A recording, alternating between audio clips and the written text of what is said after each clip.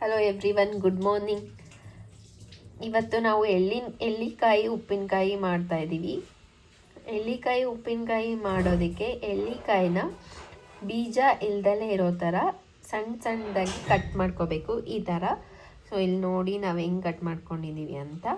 ಈ ಥರ ಕಟ್ ಮಾಡಿ ಆದಮೇಲೆ ಈ ಸ್ಮಾಲ್ ಎಳ್ಳಿಕಾಯಿನ ಒಂದು ಗ್ಲಾಸ್ ಕಂಟೈನರಲ್ಲಿ ಆರ್ ಗ್ಲಾಸ್ ವೆಸಲಲ್ಲಿ ನಾವು ಉಪ್ಪಿನಕಾಯಿದು ಕಟ್ ಮಾಡಿರೋ ಪೀಸಸ್ನ ಹಾಕಿ ಅದಕ್ಕೆ ಸ್ವಲ್ಪ ಎಷ್ಟು ರುಚಿಗೆ ಬೇಕೋ ಅಷ್ಟು ಸಾಲ್ಟು ಉಪ್ಪು ಹಾಕ್ಕೋಬೇಕು.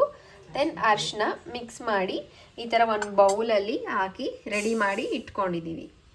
ನಾವೇನು ಮಾಡಿದ್ವಿ ಅಂದರೆ 1 ವೀಕು ಈ ಥರ ಎಳ್ಳಿಕಾಯಿನ 2 ಎಳ್ಳಿಕಾಯಿ ತೊಗೊಂಡಿದ್ದೀವಿ. 2 ದಪ್ಪ ಎಳ್ಳಿಕಾಯಿನ 1 ವೀಕು ಉಪ್ಪು ಮತ್ತು ಅರಿಶಿನದಲ್ಲಿ ಈ ಥರ ಒಂದು ಗ್ಲಾಸ್ ಕಂಟೈನರಲ್ಲಿ ನಾವು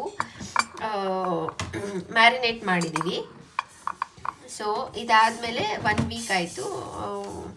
ಸೊ ಇದಾದಮೇಲೆ ನಾವೇನು ತೊಗೊಂಡಿದ್ದೀವಿ ಅಂದರೆ ಅರ್ಧ ಟೀ ಸ್ಪೂನ್ ಮೆಂತ್ಯ, ಸಾಸಿವೆ, ಜೀರಿಗೆ ತೊಗೊಂಡಿದ್ದೀವಿ. ಇವಾಗ ಇದನ್ನು ಸಣ್ಣ ಉರಿಯಲ್ಲಿ ಸ್ವಲ್ಪ ಘಮ ಬರೋ ತನಕ ಹುರ್ಕೋತೀವಿ. ಇವಾಗ ನೋಡಿ ನಾವು ಅರ್ಧ ಟೀ ಸ್ಪೂನ್ ಸಾಸಿವೆನ ಹುರ್ಕೋತಾ ಇದ್ದೀವಿ. ಸ್ವಲ್ಪ ಸ್ಮಾಲ್ ಫ್ಲೇಮಲ್ಲಿ 1/2 ಟೀ ಸ್ಪೂನ್ ಸಾಸಿವೆ ಹುರ್ಕೋತೀವಿ. ನೆಕ್ಸ್ಟು ಅದೇ ಥರ ಮೆಂತ್ಯ ಮತ್ತು ಜೀರಿಗೆನ ಹುರ್ಕೋತೀವಿ. ಇಲ್ಲಿ ನೋಡಿ ಇವಾಗ ಸಾಸಿವೆ ಪಟ ಸಿಡಿತಾ ಇದೆ. ಸೊ ಈ ಥರ ಹುರ್ಕೊಂಡ್ರೆ ಗಮ್ ಅಂತ ಸ್ಮೆಲ್ ಬರುತ್ತೆ. ಸೊ ಇದರಿಂದ ನೀವು ನೋಡ್ಬೋದು ಉಪ್ಪಿನಕಾಯಿ ಟೇಸ್ಟು ತುಂಬ ಚೆನ್ನಾಗಿರುತ್ತೆ. ಈಗ ನೆಕ್ಸ್ಟು ನಾವು ಮೆಂತ್ಯ ಹುರ್ಕೊತೀವಿ. ಇವಾಗ ನೋಡಿ ಮೆಂತ್ಯ ಹುರಿತಾ ಇದ್ದೀವಿ. ಮೆಂತ್ಯನೂ ಅಷ್ಟೇ ಘಮ ಅಂತ ಸ್ಮೆಲ್ ಬರೋ ತನಕ ಹುರ್ಕೋಬೇಕು.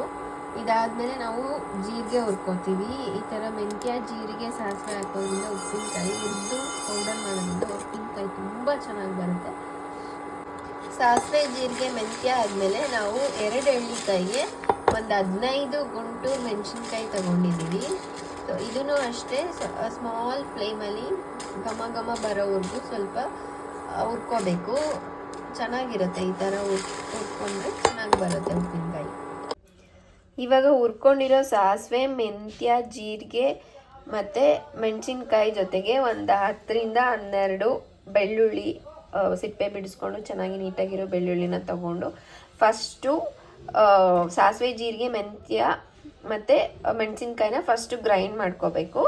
ಅದಾದಮೇಲೆ ಬೆಳ್ಳುಳ್ಳಿನ ಹಾಕಿ ತರಿಯಾಗಿ ಬೆಳ್ಳುಳ್ಳಿ ಇರಬೇಕು. ಸ್ವಲ್ಪ ಒನ್ ರೌಂಡು ಗ್ರೈಂಡ್ ಮಾಡ್ಕೋಬೇಕು. ನೋಡಿ ಈ ಥರ ಪೌಡ್ರು ಮಾಡಿರೋದು ಈ ಥರ ಫಾರ್ಮಲ್ಲಿ ಇರಬೇಕು. ಈ ಥರ ಫಾರ್ಮಿಗೆ ಬಂದಾಗ ನಾವು ನೆಕ್ಸ್ಟ್ ಪ್ರೊಸೀಜರ್ನ ಸ್ಟಾರ್ಟ್ ಮಾಡೋಣ.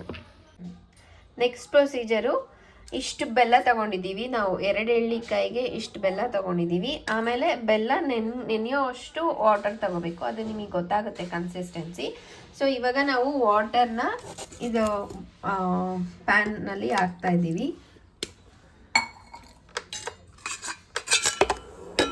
ಬೆಲ್ಲ ಮತ್ತು ವಾಟರ್ನ ಪ್ಯಾನಲ್ಲಿ ಹಾಕಿ ಮಿಕ್ಸ್ ಮಾಡ್ಕೋಬೇಕು. ನೋಡಿ ಇವಾಗ ಬೆಲ್ಲ ಕರಗಿದೆ ವಾಟ್ರಲ್ಲಿ. ಸೊ ಇವಾಗ ನಾವು ಒಂದೆರಡು ಸ್ಪೂನು ಹಿಂಗೆ ಇವಾಗ 1-2 ಸ್ಪೂನಷ್ಟು ಹಿಂಗೆ ಕೈ ಆಡಿ ಆಮೇಲೆ 1-2 ಸ್ಟಿರ್ ಮಾಡಿ ಇವಾಗ ನಾವು ನೆಕ್ಸ್ಟ್ ಏನು ಹಾಕ್ತಾ ಇದ್ದೀವಿ ಅಂದರೆ ಆ ಮಿಕ್ಸ್ ಮಾಡ್ಕೊಂಡಿರೋ ಪೌಡ್ರನ್ನ ನಾವು ಇವಾಗ ಬೆಲ್ಲ ಮತ್ತು ವಾಟರ್ ಒಳಗಿರೋ ಕಾಂಬಿನೇಷನ್ಗೆ ಇವಾಗ ಮಿಕ್ಸ್ ಮಾಡ್ಕೊಂಡಿರೋ ಪೌಡ್ರನ್ನ ಹಾಕ್ತಾ ಇದ್ದೀವಿ. ಸೊ ಇವಾಗ ಸ್ವಲ್ಪ ಸ್ಟಿರ್ ಮಾಡಬೇಕು. ಸೊ ಇವಾಗ ನಾವು ಅದು ತಿಕ್ಕಾಗಿತ್ತು ಪೇಸ್ಟು. ಸೊ ಅದಕ್ಕೆ ನಾವು ಒಂದು ಚೂರು ವಾಟರ್, ನಿಮಗೆ ಗೊತ್ತಾಗುತ್ತೆ ಎಷ್ಟು ಹಾಕ್ಕೋಬೇಕು ವಾಟರ್ ಅಂತ. ಸೊ ಅದಕ್ಕೆ ನಾವು ಇವಾಗ ಸ್ವಲ್ಪ ವಾಟರ್ ಹಾಕ್ಕೊಂಡಿದ್ದೀವಿ. ಈ ಥರ ಒಂದು ಪೇಸ್ಟ್ ನೋಡ್ತಾ ಇದ್ರಲ್ಲ, ಈ ಥರ ಒಂದು ಪೇಸ್ಟ್ ಬಂದಾದಮೇಲೆ ನಾವು ನೆಕ್ಸ್ಟು ನಾವು ಮಿಕ್ಸ್ ಮಾಡಿ ಇಟ್ಕೊಂಡಿದ್ದ ಎಳ್ಳಿಕಾಯಿ, ಹಲ್ದಿ ಮತ್ತು ಉಪ್ಪಿಂದು ಮಿಕ್ಸ್ ಮಾಡಿ ಮ್ಯಾರಿನೇಟ್ ಮಾಡಿ ಇಟ್ಕೊಂಡಿದ್ದ ಪೇಸ್ಟ್ನ ನಾವು ಇವಾಗ ಇದರಲ್ಲಿ ಮಿಕ್ಸಲ್ಲಿ ಹಾಕಿ ನಾವಿವಾಗ ಮತ್ತೆ ಮಿಕ್ಸ್ ಮಾಡ್ಕೊತಾ ಇದ್ದೀವಿ. ಹಂಗೆ 1 ಮಿನಿಟ್ಟು ಲೋ ಫ್ಲೇಮಲ್ಲಿ ಈ ಥರ ಮಿಕ್ಸ್ ಮಾಡ್ಕೊತಾ ಹೋಗಬೇಕು. ಸೊ ಆವಾಗ ಎಲ್ಲ ಕಡೆ ನಮಗೆ ಆ ಪೇಸ್ಟು ಈಕ್ವಲ್ ಆಗಿ ಡಿಸ್ಟ್ರಿಬ್ಯೂಟ್ ಆಗುತ್ತೆ. ಸೊ ಈ ಥರ ಮಿಕ್ಸ್ ಮಾಡಿಕೊಂಡು 1 hour ನಾವು ಗ್ಯಾಪ್ ಕೊಟ್ಟು ಹಂಗೆ ಕೂಲ್ ಆಗೋಕ್ಕೆ ಬಿಡಬೇಕು. ಆಫ್ ಮಾಡಿ 1 minute ಫ್ಲೇಮಲ್ಲಿ ಮಿಕ್ಸ್ ಮಾಡಿಕೊಂಡು ದೆನ್ ನೆಕ್ಸ್ಟ್ ನಾವು ಕೂಲ್ ಆಗೋಕ್ಕೆ 1 hour ಬಿಡಬೇಕು. ಇದನ್ನು ಈ ಪೇಸ್ಟ್ ಫುಲ್ ಕಂಪ್ಲೀಟ್ ಇದನ್ನು ನಾವು ಬಿಡಬೇಕು 1 hour. ಸೊ ನೆಕ್ಸ್ಟ್ ಪ್ರೊಸೀಜರ್ ಏನು ಅಂದರೆ ಒಂದು ಸ್ಮಾಲ್ ಟೀ ಸ್ಪೂನ್ ಆಫ್ ಆಯಿಲಿಗೆ ಸಾಸಿವೆ ಜೀರಿಗೆ ಹಾಕಿ ಈ ಥರ ಒಗ್ಗರಣೆ ಕೊಟ್ಕೋಬೇಕು. ಅದಾದಮೇಲೆ ಸ್ವಲ್ಪ ಹಿಂಗೆ ಹಾಕ್ಕೊಂಡಿದ್ದೀವಿ, ಒಂದು ಪಿಂಚ್ ಆಫ್ ಹಿಂಗೆ ಹಾಕ್ಕೋಬೇಕು.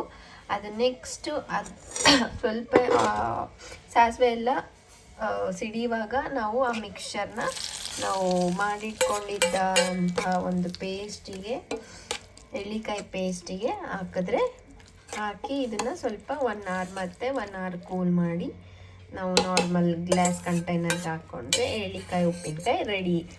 ಸಖತ್ತಾಗಿರುತ್ತೆ. ಸೊ ಒಂದ್ಸಲಿ ಟ್ರೈ ಮಾಡಿ ನೋಡಿ, ತುಂಬ ಚೆನ್ನಾಗಿದೆ.